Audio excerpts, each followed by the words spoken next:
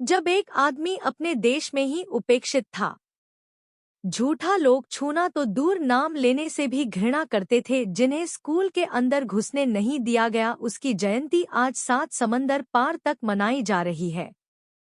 यह सिर्फ एक व्यक्ति की सालगिरह नहीं, यह है इंसानियत, समानता और संघर्ष की जीत का उत्सव। में जानिए कैसे बाबा साहब भीमराव अंबेडकर की जयंती आज दुनिया के कोने कोने में एक रोशनी की तरह फैल रही है। आज हम बात करेंगे कि भारत के अलावा और वह कौन कौन से देश है जहां 14 अप्रैल को बाबा साहब की जयंती मनाई जाती है। अगर इस वीडियो को अब पूरा नहीं देख सकते तो इसे यहीं छोड़ दीजिए, क्योंकि यह वीडियो बाबा साहब को अपना हीरो मानने वाले साथियों के लिए है।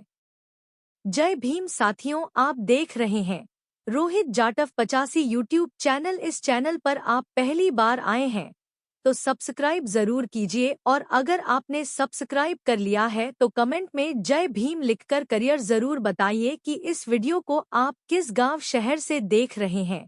इस वीडियो को फैलाना जरूरी है ताकि उन लोगों की आंखें खुल जाएं जो आज भी बाबा साहब के योगदान को नजरअंदाज करते हैं। 14 अप्रैल तारीख वही है, लेकिन हर साल इसकी चमक और गूंज और भी ज्यादा बढ़ती जा रही है।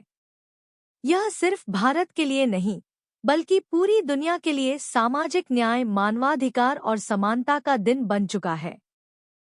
भारत की बात करें तो यह दिन किसी त्योहार से कम नहीं होता। हर राज्य, हर गली, हर चौराहे पर बाबा साहब की प्रतिमा को फूलों से सजाया जाता है। स्कूलों में भाषण होते हैं, जुलूस निकलते हैं और संविधान की शपथ ली जाती है। लेकिन इस बार 2025 में यह उत्सव सिर्फ यही नहीं रुकेगा। दूसरी तरफ समुंदर पार अमेरिका में न्यूयॉर्क की ठंडी हवाओं में जब जय भीम की गूंज सुनाई देती है तो दिल गर्व से भर उठता है। वहां अब इसे अंबेडकर इक्विटी डे के नाम से मान्यता मिल चुकी है। कोलोराडो में लोग बाबा साहब के चित्रों के साथ रैली निकालते हैं, जहां लोग अलग अलग रंग, नस्ल और पृष्ठभूमि से आकर एक ही आवाज में कहते हैं, सबके लिए समानता। लंदन की टेम्स नदी किनारे, बर्मिंघम और लंदन के सभागारों में भारतीय मूल के लोग जमा होते हैं। उनकी आंखों में गर्म होता है और हाथों में संविधान। बच्चे भाषण देते हैं और बाबा साहब के विचारों पर चर्चा होती है। कनाडा के टोरंटो में बर्फीले मौसम में भी गर्मजोशी से मनाया जाता है डॉक्टर BR अम्बेडकर दिन, समानता। वहां के विधायक भी इस दिन को खास महत्व देते हैं और भारतीय समुदाय के साथ कंधे से कंधा मिलाकर समारोह में भाग लेते हैं। ऑस्ट्रेलिया और न्यूजीलैंड, मेलबर्न और सिडनी की सड़कों पर जब झंडे लहराते हैं तो लगता है जैसे बाबा साहब का सपना वहां कई पूरी दुनिया में गूंज रहा है। यहाँ तक कि जापान, जर्मनी और दक्षिण अफ्रीका तक, जहां छोटे स्तर पर ही सही लेकिन बाबा साहब को याद किया जाता है, वहां के बौद्ध अनुयायी और सामाजिक कार्यकर्ता मिलकर उनका जीवन याद करते हैं और उनकी शिक्षा को आगे बढ़ाते हैं। 2019 में एक रिपोर्ट में दावा किया था कि बाबा साहब की जयंती 192 देशों में मनाई गई थी। यह संख्या सुनने में बड़ी लग सकती है, लेकिन इससे यह साफ है कि बाबा साहब सिर्फ भारत के नहीं बल्कि दुनिया के हैं।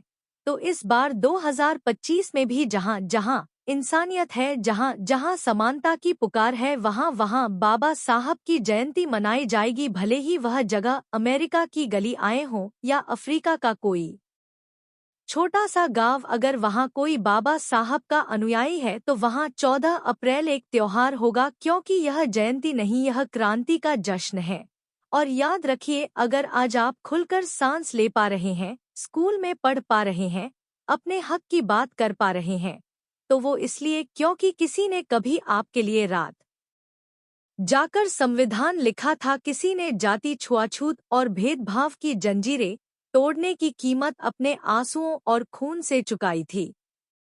बूढ़े भीमराव अंबेडकर, अब बारी हमारी है। शिक्षा हमारी ढाल है, विचार हमारी तलवार और मिशन हमारा है न्याय, समानता और आत्मसम्मान। अगर आप भी इस क्रांति का हिस्सा बनना चाहते हैं, अगर आपके दिल में भी बाबा साहब के लिए वही आग है, तो इस मिशन में हमारे साथ जुड़ी है। इस चैनल को सब्सक्राइब करें, वीडियो को शेयर करें और मिलकर आवाज बने उस भारत की जिसका सपना बाबा साहब ने देखा था, क्योंकि लड़ाई अभी बाकी है, क्रांति अभी जिंदा है और इतिहास फिर से लिखा जाएगा आपके साथ। जय भीम, जय भारत।